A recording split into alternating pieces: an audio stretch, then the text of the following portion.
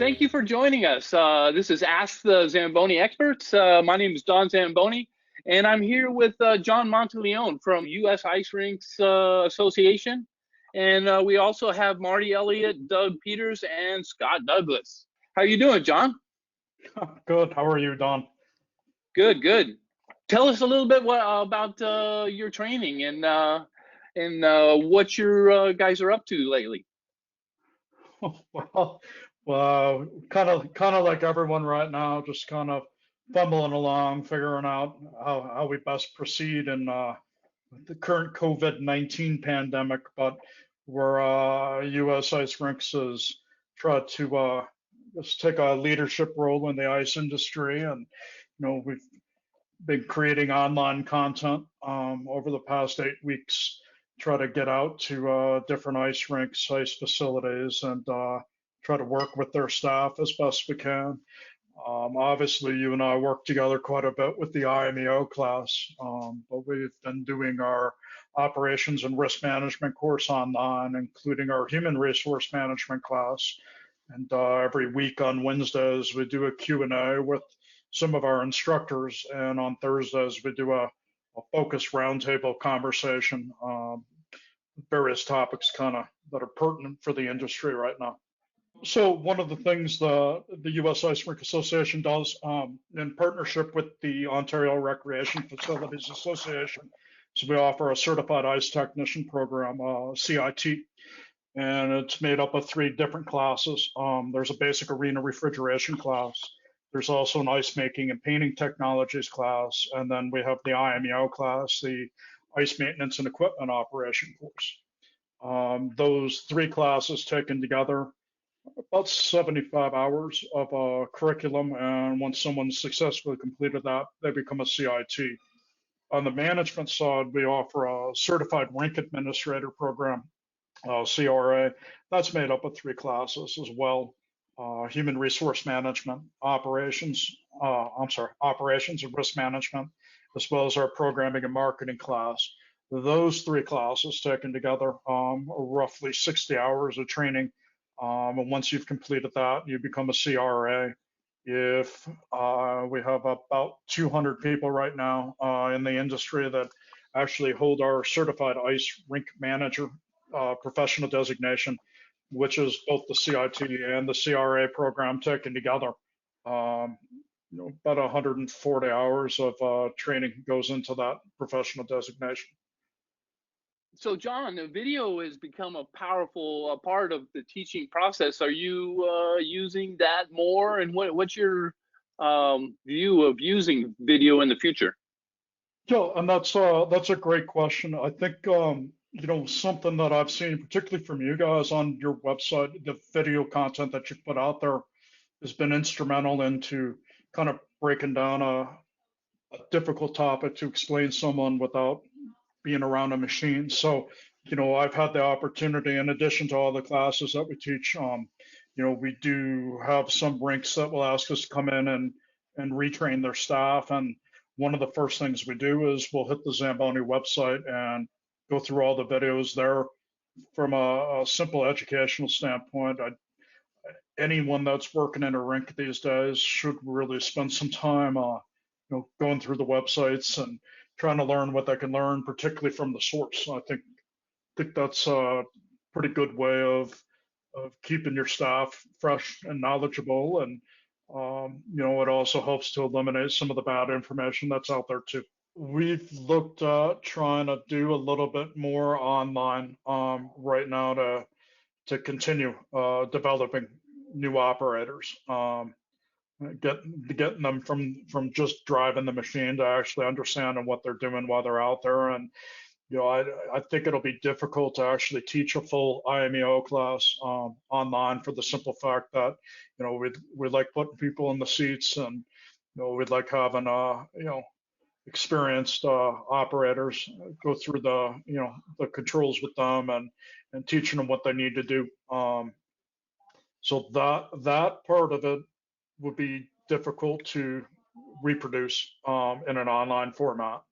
But I do think, as far as going through content and watching those videos, and the important stuff like circle checks understanding fuel safety and all of those things. I think all of that can be accomplished pretty easily online. John, Doug Peters here. How you doing? Good. How are you, Doug? Good. Getting by one day at a time here. It's been an interesting few weeks or few months now, I guess we're at. But I just wanted to maybe ask more of a personal question.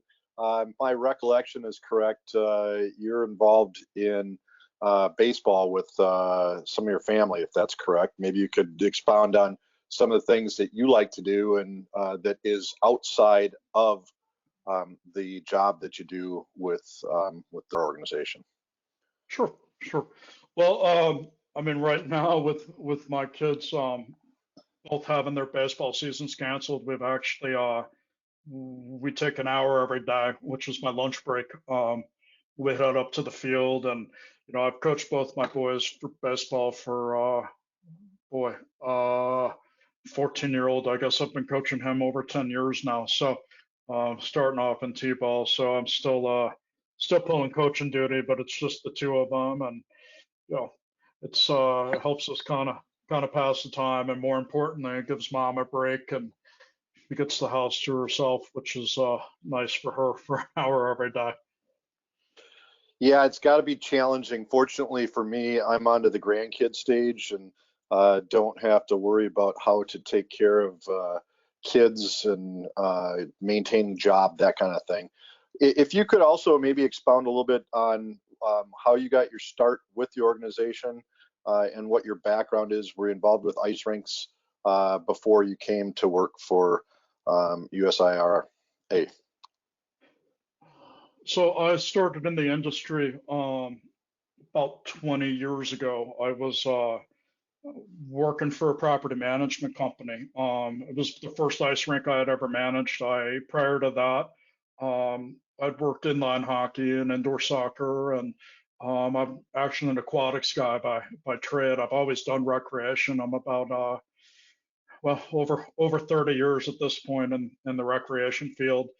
But I was working at an inline hockey facility in northern Colorado, and I had met Dave Westcott, who was working at a rink in Florida, and I was coaching an inline hockey team, and his building just happened to be hosting USA Hockey inline national championships, and my facility was getting ready to go through 45,000 square foot expansion. So I sat down with Dave and picked his brain a little bit because he just got done building a 200,000 square foot facility. So I figured no sense in reinventing the wheel. And so he reached out to me about a year later. He had just taken a new job with serving the American Rink Star, and had stopped by the facility to see the expansion. And little did I know at the time that Dave had actually played hockey in Fort Collins through a junior team. And, so he and I just kind of sat down and started talking, and, he saw what I was doing with inline hockey and told me a little bit about his organization, which was Star. And I became a member, went to the first Let's Play Hockey Expo. And Star was teaching a class that I sat in, and I took that class, and Dave and I had a little bit more conversations about that. And with my teaching background, I used to teach CPR and first aid and lifeguarding for the American Red Cross. So he and I sat down and we wrote a customer service class together, and started teaching it for Star. And next thing I knew, I was on their board of directors, and this was about 2002. And well, I guess that's all she wrote from there. I started on the board and served 8 years on their board of directors. And then I took a year off and joined the Rink Magazine edit board while I was still working for ice rinks. And then I ended up, Dave left US Ice Rinks to start his career in the NHL, and I was asked to come on as the membership director, and I served in that role for for about a year, and then we had some turnover and some changes in job titles, and with my background doing education, it kind of made sense for me to take a little bit bigger role, and that's what I did. So I've been with USIRA now. This is my coming up on my ninth year. That's quite a resume. It's interesting you bring up, I think it's Bradenton that Dave was at, if I remember correctly. I can remember going back to that facility when it first opened and they got their machines and going down there. And it's one of these things where bring up history and get labeled as a dinosaur. You got a few more years to catch up to be my dinosaur age, but it's quite the resume, and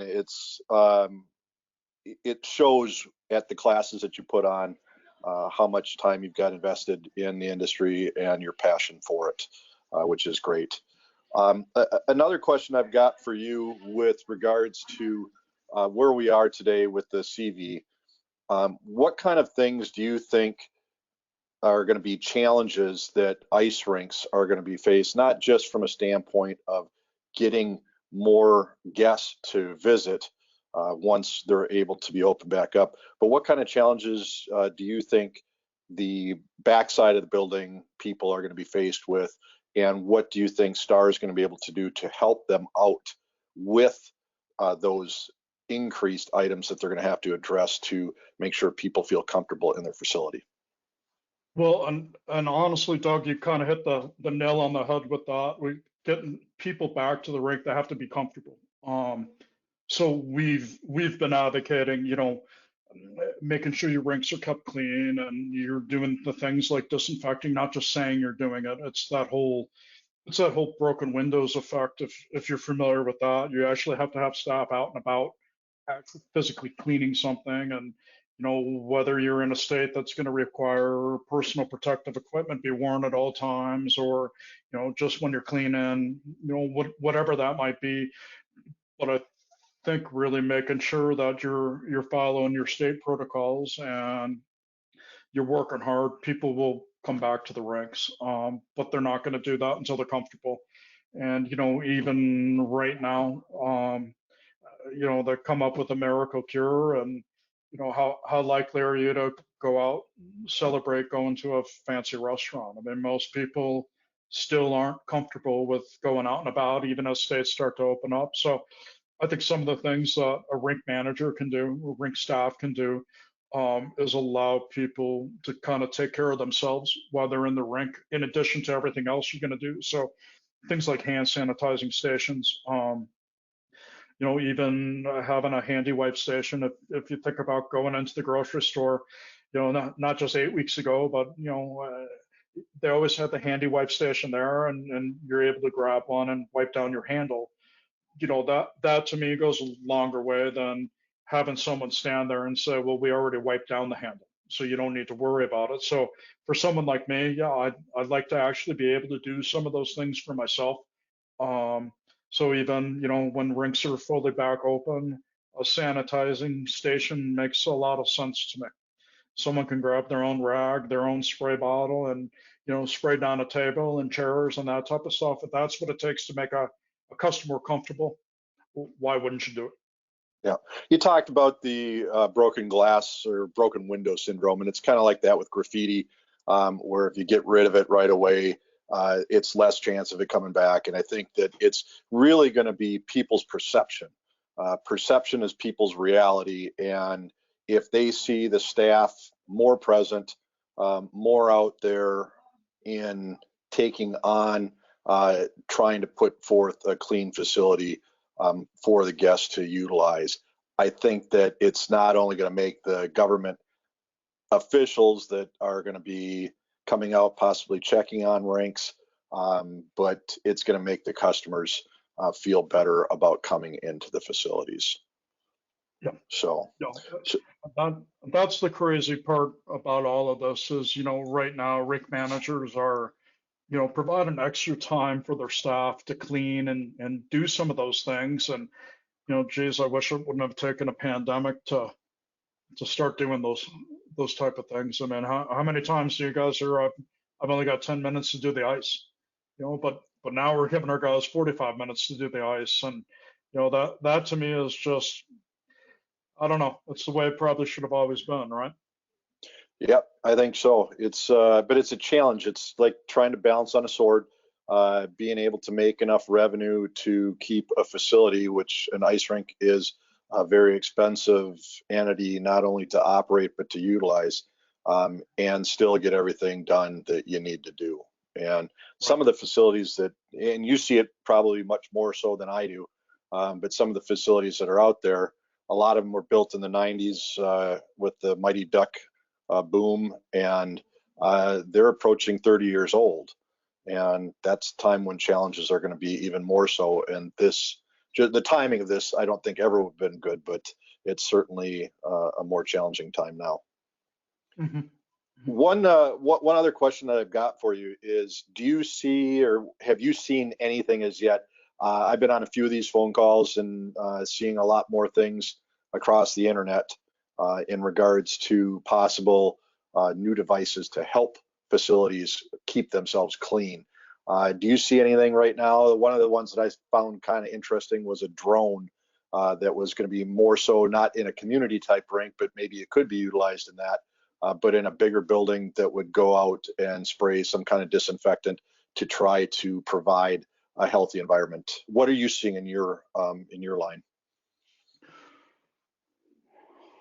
Well, that's the $1 million question right now, I guess, is people trying to keep their, their rinks, their homes, their businesses as clean as possible. I think we're going to see a better trained employee coming up. There so much has always been out there with the right way of doing things, and quite honestly, not everyone was doing things the right way. I mean, I guess my biggest thing is with personal protection equipment. PPEs that you're supposed to be providing to your staff anyway. You look at your 16, 17, 18-year-old kids that are passing out skates, and they should have always been wearing rubber gloves, for the simple fact that when people are skating, they sweat, and when they sweat, it gets into the skate. So coming into contact with bodily fluids there, we should have always been providing our staff this stuff. And now we're really looking more at how we're going to be training people to do things the way that they're supposed to be doing, things like disinfecting and deep cleans and some of those things. And you walk into some rinks, and the misconception is hockey stinks.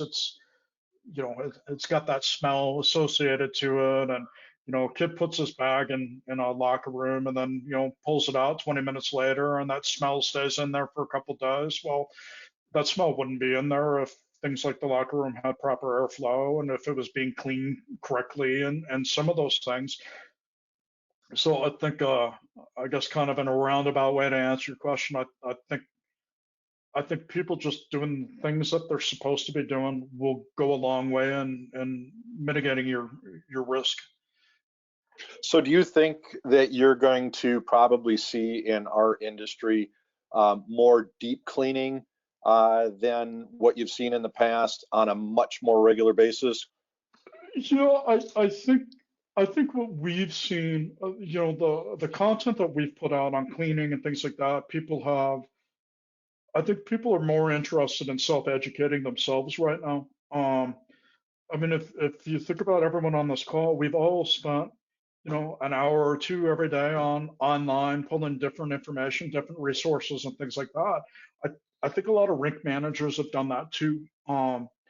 So I do think there'll be more attention to detail as far as cleaning things like our locker rooms and our trash bins and spectator areas. And I would hope not a half glass full type of guy typically, but I would hope that everything that's kind of gone on over the last couple of months and all the newfound knowledge a lot of people have picked up, I would expect facilities to really kind of step it up.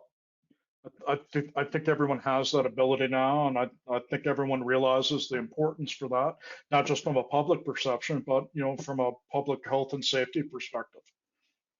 Do you think that this is going to give USIRA an opportunity to have new courses that specifically are developed because of the CV? And if so, what might some of that be, if you can let on some things as to what you guys might be looking at? Well, I mean, we've actually covered things like facility cleaning, equipment rental, like learn to skate. I'm sorry, like skate rental, those type of things. They've always been covered in our operations and risk management class. All of our other courses, particularly on the CIT side, we do cover pretty extensively things like PPE use, what employers should be providing. So I would just kind of, COVID has kind of taken things to the next level for us as far as, really trying to research things and find good information, from the CDC, from the EPA. We've always had these organizations involved with our curriculum. So I think the information's always been there, and I just think people are paying more attention to it now. Great. One question that I've been pondering about is, with everything that's gone on, and you guys are involved in putting on educational sessions out in the field, we're involved in going out to trade shows. Where do you think this CV is going to take us in training sessions going forward, as well as what is NARS going to look like, do you think, going forward? Do you think people are going to be comfortable in coming to having to an organization's event that is as well attended as NARS is? I think our members will likely be more cautious, but I don't think the impact on, like, our event, NARS, or our regional training programs, we're still planning on doing them. And I don't really see people in our industry staying away because of a fear factor, but I would expect them to, do some things that maybe might make them more comfortable. Things like having a hand sanitizing station, and my mom's been prepping for this her whole life, with always carrying a bottle of her own soap in her purse. So, for someone like her, she'll keep doing what she's doing. But I think more people start doing some of that stuff too. Yeah, and I think that in facilities where this stuff's held, hotels, convention centers, that's obviously going to be a new and different world when we get to that side of things. I want to throw this off to one of the other people sitting in on this call. Marty Elliott has a few questions for you. Thanks, Doug. Yeah, thanks, Doug. Hey, I got 2 questions for you, John. The first part is, what, as far as the USRA involved with the both municipal, state, and federal government, have they come to you folks to ask for suggestions for an SOP when arenas actually start opening up? Have they kind of picked your pocket? Do you have any insight on that? I mean, we've actually been pretty involved with every state association, and just working with USA Hockey, US Figure Skating. We did put together a document called Returning to the Rinks, and it's kind of a soup to nuts document as far as the things that rinks should be doing, with everything from putting up signs to how they should be cleaning their facilities. So all that information is out there, and we've made that available not just for our members but to the entire industry. I just had a call the other day with a guy that was getting ready to open up a rink in Vancouver, and he had seen some of our webinars online, and had wanted to, I guess, just pick my brain a little bit. But overall, we'll continue to monitor the situation and put out additional resources as we need to put out additional resources. But right now, I feel like we've covered all of our bases. It's just a matter now of state plans starting to reopen and rinks doing what they're supposed to be doing. Yeah, you know what? That's great feedback. I guess it sounds from what you're saying then, John, it sounds like the government body is coming back to you guys to let you somewhat establish and develop what you've already done, a standard operating procedure, if you will, when the arenas are actually going back and starting up again. That'd be fair to say? Yeah. I mean, the first step for any rink right now is to make sure you have the PPEs for your staff and you have the cleaning products that you need to clean your facility. I mean, really, I don't see how anyone can open a building or even think to open a building without those two things in place. Right. So let me switch it over to another topic. I'm curious, and I speak of OEM, a ice resurfacer supplier, manufacturer being Zamboni. When it comes to training, your fingers on the pulse, John. You're all over the country. You're in front of so many operators and arena managers. Have they come back to you and said, this is something we're looking for, this is something we need that perhaps you can share with us that we need to develop or at least take a look at to be able to bring back to the industry and to the operators and arena managers? Yeah, I mean, what was it, Paula? Maybe 4 or 5 years ago, I came out, actually sat down with Don and Paula, and kind of kicked around some ideas that we had been hearing from members as far as the types of training and the types of questions that they had, and I think as far as operating ice resurfacers, I think it's always going to evolve as we get different types of operators in our building, as new technology comes out and people understand that technology and embrace it a little bit more. I don't know if I fully answered your question, Marty. Yeah, you kind of did. So I guess where I'm going with this is, I mean, as you've seen and you've shared with the industry in the United States, our training videos that we've started producing and putting out there on our YouTube channel. Is there anything over and above that that perhaps the audience, the operators, arena managers would be looking for outside of those training videos that we've been doing? Well, I mean, I love the videos. I think they're very helpful. I think some things, breaking them down a little bit more safety oriented type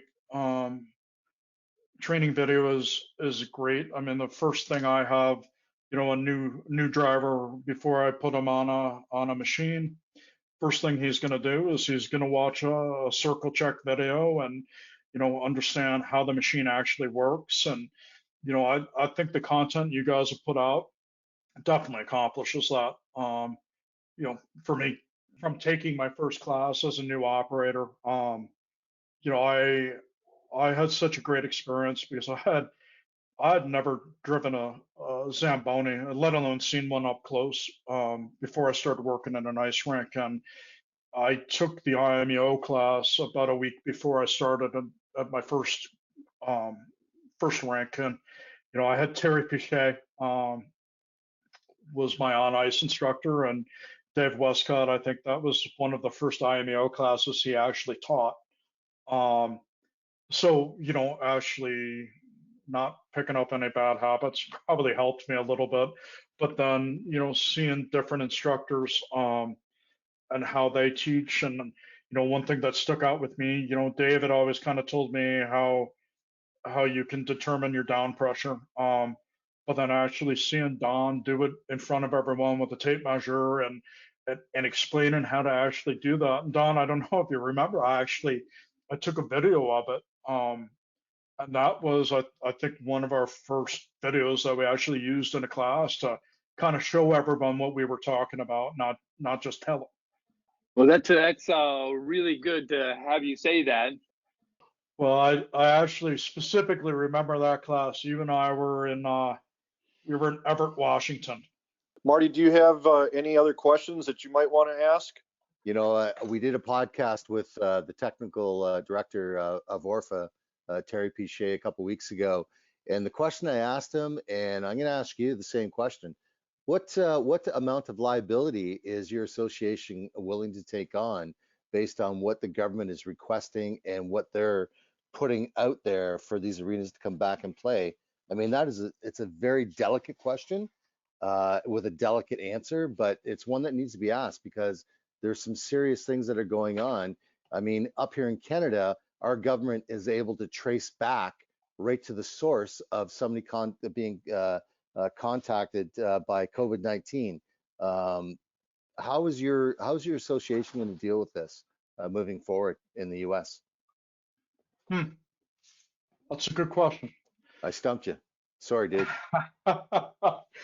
No, for us, we're going to be a little bit different than Ontario for the simple fact that we have 50 different states with 50 different plans and 50 different phases and all of that. And what's difficult for us is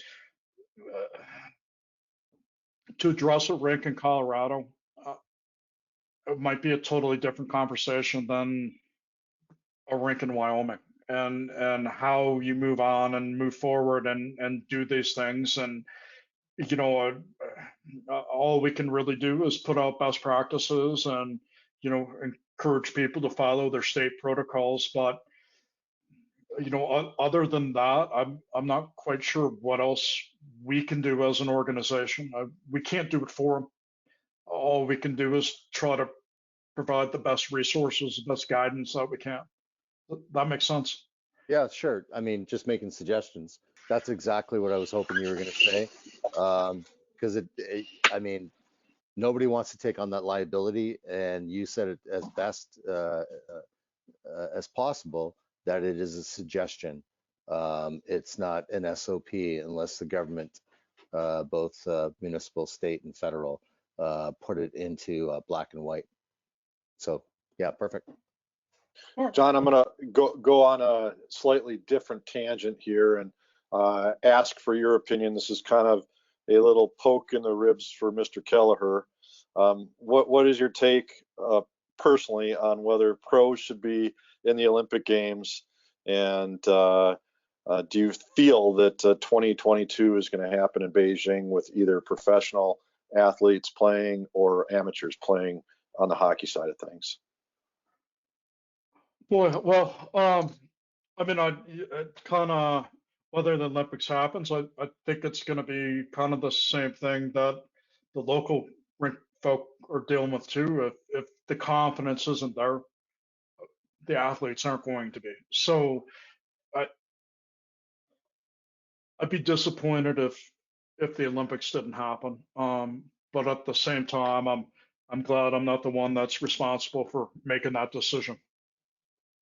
And what's your preference, whether it be amateurs like what happened in 1980 or professionals like what started in, I think it was 98 or somewhere about there in Nagano?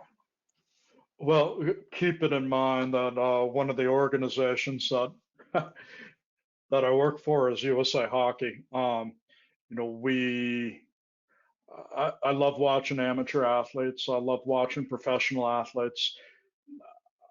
On the Olympic stage, I guess we look at putting forward our best.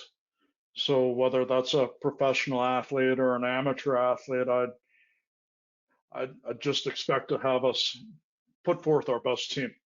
Sure. That's about as politically correct as I can say that. It's like I said, this is more of a jab. It's a conversation when Pat sees me coming, he always is turning and trying to run because I'm telling him it should be amateurs, and he wants it to be just like what you stated, which is best possible. And I'm still living back in the dark ages of believing that amateur athletes is where that should be for the Olympics. So I appreciate your candidness. Yeah, well, and I guess to elaborate on that a little bit, I look at this too, and it's a great opportunity to grow our sports, our ice sports, when you have an Olympic venue like that. And a kid that's living in Oregon who might not be exposed to professional hockey, but actually can cheer on Team USA, and that's how he becomes a fan. but then also has that ability to follow, whoever his favorite player might have been on Team USA, and then actually be able to follow that player playing on another team. That's how we develop fans. That's how we develop, a love for the sport and membership and everything else. So, sure, John, I want to thank you, and I'm going to throw this back to Don to see if he's got anything left to ask. Thank you very much for participating, putting up with some of the easier questions and some of the more difficult questions. We greatly appreciate your time and answers. Not a problem. I do appreciate you guys having me on. It was fun. I haven't done something like this before, so. Well, thank you for participating in this. Really appreciate the input and your dedication in our industry. Thank you. Appreciate it.